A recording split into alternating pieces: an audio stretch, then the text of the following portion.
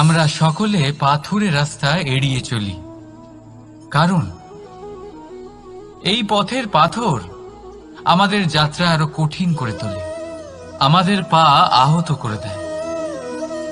কিন্তু একটা গুরুত্বপূর্ণ কথা আমরা ভুলেই যাই, এই কঠিন পথই না শুধু আমাদেরকে নিজেদের দুর্বলতার সাথে পরিচয় করায়, বরং আমাদের শক্ত হওয়ার প্রেরণাও দিতে থাকে।